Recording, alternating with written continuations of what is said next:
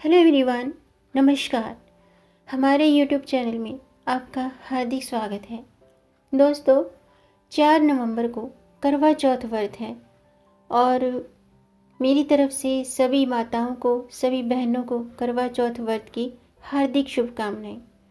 आज की वीडियो में मैं आपको करवा चौथ व्रत की कथा सुनाऊंगी, जिसको सुनने से और पढ़ने से व्रत का फल प्राप्त होता है।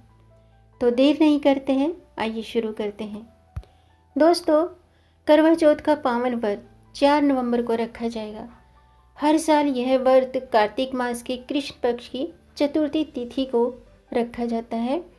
इस व्रत को सुहागिन स्त्रियां अपने पति की दीर्घायु के लिए, सुखी जीवन के लिए रखती है। यह व्रत सुहागिन महिलाओं के लिए सबसे महत्वपूर्ण व्रत माना जाता है। इस दिन व्रती को करवा चौथ की कथा जरूर सुननी चाहिए और तभी व्रत का फल प्राप्त होता है। तो मैं करवा चौथ व्रत की कथा शुरू करती हूँ, आप भी ध्यान से सुनिएगा। बहुत समय पहले की बात है। एक साहूकार के 7 बेटे और उनकी एक बहन करवा थी। सातों भाई अपनी बहन से बहुत प्यार करते थे, यहाँ तक कि वे पहले उसे खाना खिलाते थे और बाद में स्वयं खाना खाते थे। एक बार उनकी बहन ससुराल से मायके आई हुई थी। शाम को भाई जब अपना व्यापार व्यवसाय बंद करके घर आए तो देखा कि उनकी बहन बहुत व्याकुल थी, बहुत परेशान थी। सभी भाई खाना खाने बैठे और अपनी बहन से भी खाना खाने के लिए आग्रह करने लगे, लेकिन बहन ने बताया कि उसका आज करवा चौथ का निर्जल व्रत है और वह खाना सिर्फ चंद्रमा को देखकर, उसे अर्घ्य देकर ही खाना खा सकती है। क्योंकि चंद्रमा अभी तक नहीं निकला है, इसलिए वह भूख और प्यास से व्याकुल हो उठी है।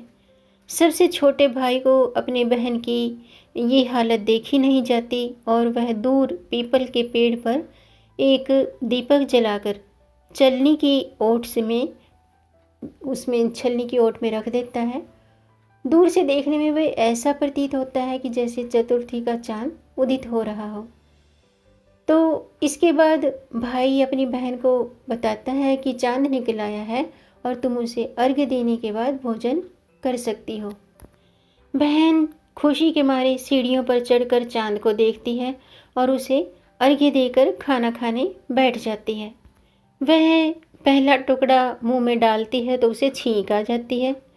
दूसरा टुकड़ा डालती है तो उसमें बाल आ जाता है, बाल निकल आता है। और जैसे ही तीसरा टुकड़ा मुंह में डालने की कोशिश करती है तो उसके पति की मृत्यु का समाचार उसे मिलता है। वह बौखला जाती है। उसकी भाभी उसे सच्चाई से अवगत कराती हैं कि उसके साथ ऐसा क्यों हुआ है। करवा चौथ का व्रत गलत तरीके से टूटने के कारण देवता उससे नाराज हो गए हैं और उन्होंने ऐसा किया है। सच्चाई जानने के बाद करवा निश्चय करती है कि वह अपने पति का अंतिम संस्कार नहीं होने देगी और वह अपने सतीत्व से उन्हें पुनर्जीवन दिलाकर रहेगी। वह पूरे 1 साल तक अपने पति के शव के पास बैठी रहती है, उसकी देखभाल करती है। उसके ऊपर उगने वाली सुई नुमा घास को वह एकत्रित करती जाती है। 1 साल बाद फिर करवा चौथ का दिन आता है। उसकी सभी भाभियाँ करवा चौथ का व्रत रखती हैं। जब भाभियाँ उसे आशीर्वाद देने आती हैं तो वह प्रत्येक भाभी से यम सुई ले लो, प्रिय सुई दे दो, मुझे भी अपने जैसी सुहागिन बना दो, ऐसा आग्रह करती है। लेकिन हर बार भाभी उसे अगली भाभी से आग्रह करने के लिए कहकर चली जाती है।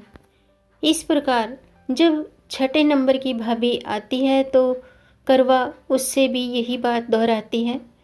यह भाभी उसे बताती है कि चूँकि सबसे छोटे भाई की वजह से उसका व्रत टूटा था, अतः उसकी पत्नी में ही शक्ति है कि वह तुम्हारे पति को दोबारा जीवित कर सकती है। इसलिए जब वह आए तो तुम उसे पकड़ लेना और जब तक वह तुम्हारे पति को जिंदा न कर दे उसे नहीं छोड़ना। ऐसा कहकर वह चली जाती है। सबसे अंत में छोटी भाभी आती है। करवा उनसे भी मतलब सुहागिन बनने का आग्रह करती है, लेकिन वह टालम टोल करने लगती है।